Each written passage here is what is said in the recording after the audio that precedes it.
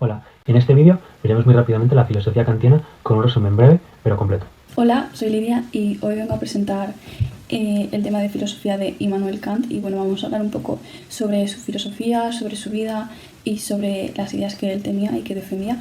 Immanuel Kant era un filósofo que nació en Prusia en 1724. Murió con 80 años en la misma ciudad en la que nació porque nunca había salido de su ciudad natal. Y bueno, en su casa lo que abundaba era la religión pietista y era muy moralista. Esta religión obviamente influyó mucho en su filosofía y en su vida en general. Su familia seguía esta religión a rajatabla y pues era muy estricto. Kant es de los primeros filósofos que impartían clases, o sea que era profesor de filosofía porque él estudió en la facultad de filosofía. Tanto él como su filosofía tenía muchas influencias y tendencias empiristas que procedían pues sobre todo de Inglaterra y de los ideales de la Ilustración. Y pues Kant era muy simpatizante con esta causa. Kant creyó necesario para la filosofía y para los intereses y fines últimos del hombre una crítica de la propia razón sobre sí misma, sobre su alcance y sus límites. Kant creyó que los errores provenían de una extralimitación de la razón, no respetar sus propios límites y intentar conseguir un conocimiento más allá de toda experiencia. Trae consigo una filosofía crítica. El problema fundamental a resolver es el de si es posible la metafísica como ciencia, y para ello debemos investigar antes cómo es posible la ciencia.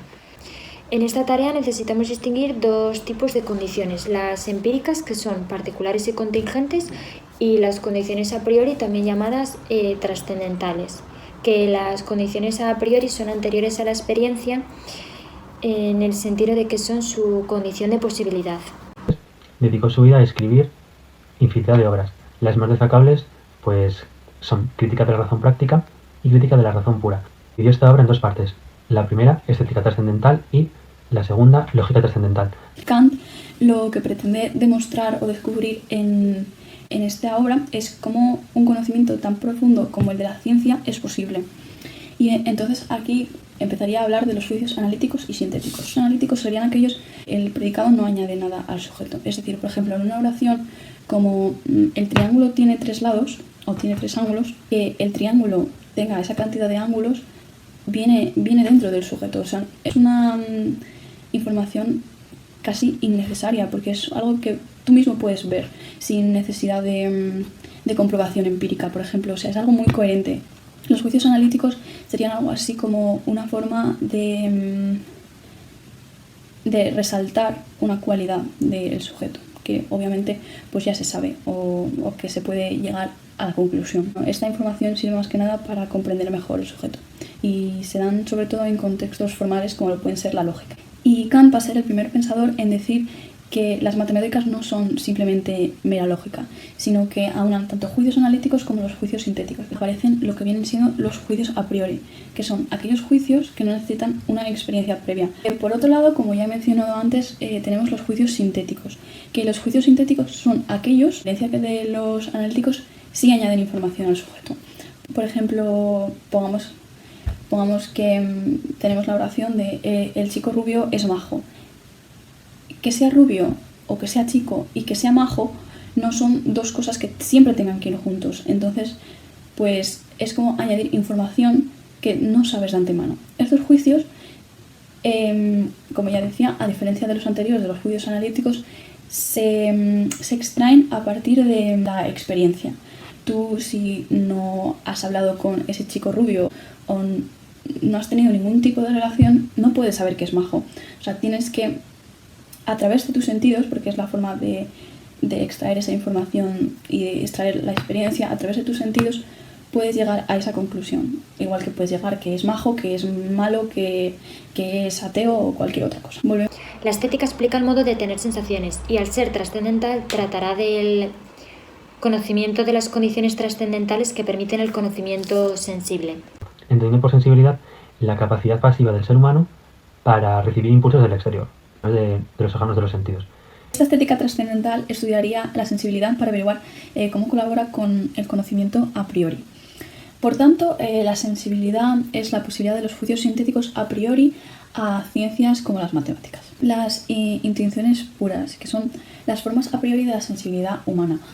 y son aquellas previas a la experiencia, son aquellas que ya tenemos incorporadas y por tanto pues son innatas. Para Kant estas intuiciones son dos, son el espacio y el tiempo. Entonces aquí se introducen las intuiciones empíricas, que son todas aquellas que captamos de manera puntual. Una cosa muy importante en Kant será la diferenciación entre fenómeno y noumeno. El fenómeno, por tanto, correspondería con todo aquello que se muestra, todo aquello que podemos ver, mientras que el neúmeno es precisamente lo que no podemos ver, sino lo que queda oculto, como la esencia. La intuición es el conocimiento inmediato de los objetos. Kant muestra que es preciso distinguir dos aspectos en toda intuición. Sensaciones, que son el elemento empírico. Las formas a priori no son consecuencia de la influencia de dichos objetos, sino el modo en que la sensibilidad sintetiza las sensaciones. Estas formas son el tiempo y el espacio. Kant llama fenómeno a la síntesis o reunión de las dichas formas con las sensaciones.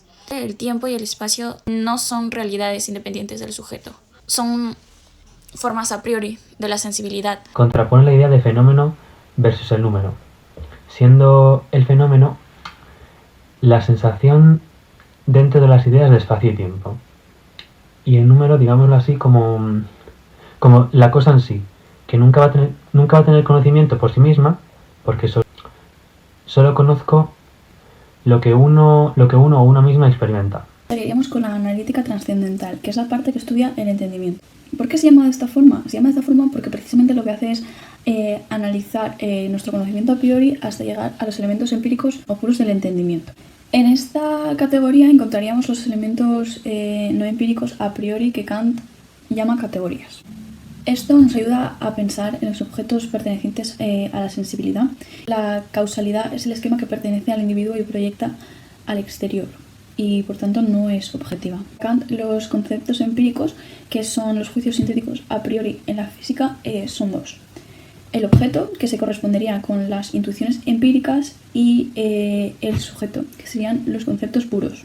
Analítica trascendental, véase, la física, básicamente, que gracias a esta nos lleva al entendimiento por conceptos, ¿no? Los diferenciará en conceptos puros, que son a priori, y también tenemos los conceptos empíricos, que son a posteriori y dependen de la experiencia personal, y la dialéctica trascendental, la metafísica, en otras palabras. Y entonces, por último, vamos a hablar de la dialéctica trascendental, que es aquella que estudia la razón. Kant considera que la razón es aquella que busca la concepción o el fundamento de las cosas. También dice que la investigación científica aparece a consecuencia de buscar la comprensión de los fenómenos, pero que la ciencia trabaja con conceptos, por lo que solo vemos un punto de vista. Pero la filosofía genera ideas, que busca la esencia, es decir, la cosa en sí, el ámbito neuménico. Es la encargada de hacerse preguntas sobre el yo, a lo que Kant atribuiría con la psicología racional, y la cosmología racional pues sería el estudio sobre el mundo. Kant dice que se puede proponer, por ejemplo, la existencia de Dios y lo contrario, es decir, que no exista, y ambas afirmaciones pues son correctas.